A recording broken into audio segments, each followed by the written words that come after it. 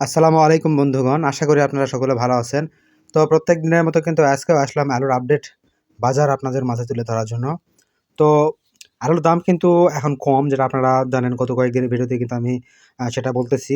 আর যারা পেজে নতুন অবশ্যই পেজটি ফলো দিবেন। এখানে কিন্তু প্রত্যেকদিন আলুর আপডেট বাজার তুলে ধরা হয়। যেটা কৃষক পর্যায় থেকে বেচাকেনা হয় সেটাই কিন্তু তুলে ধরা হয়। আরেকটা কথা হচ্ছে, কৃষকদেরকে কিন্তু আমাদের এখানে আলু আড়ত পর্যন্ত পৌঁছায় দিতে হয়। তারপরে এই মূল্যটা কিন্তু তারা পায়। শুধু জমি থেকে আলু উত্তোলন করে দিলে হয় না, তাদেরকে কিন্তু ওই আড়ত পর্যন্ত কিন্তু পৌঁছে দিতে হয় নিজস্ব খরচে। তো আজকে ৫ই ফেব্রুয়ারি ২০২৫ রোজ বুধবার।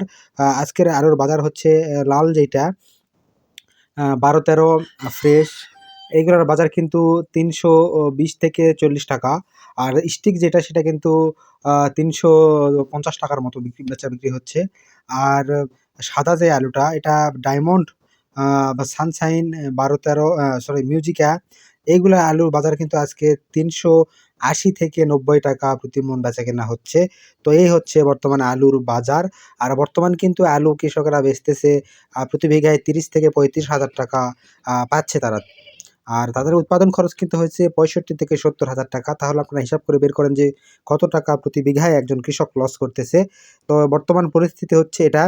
আর কোন এলাকায় আজকে আলুর বাজার কতটা অবশ্যই আপনারা জানাবেন। তো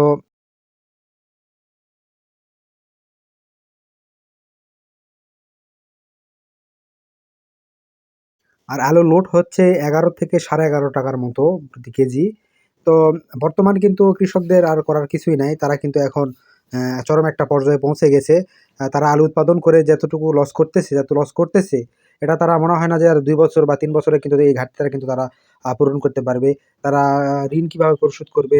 আ সুদে যে ঋণটা নিয়েছিল তারা, বা বাড়ির গবাদি পশু যেগুলা বিক্রি করেছিল, সেই পশু কিন্তু তারা ক্রয় করে বাড়িতে রাখতেও পারবে না। সেই টাকাটাও কিন্তু তাদের কাছে থাকবে না। তো এই হচ্ছে আজকের পরিস্থিতি।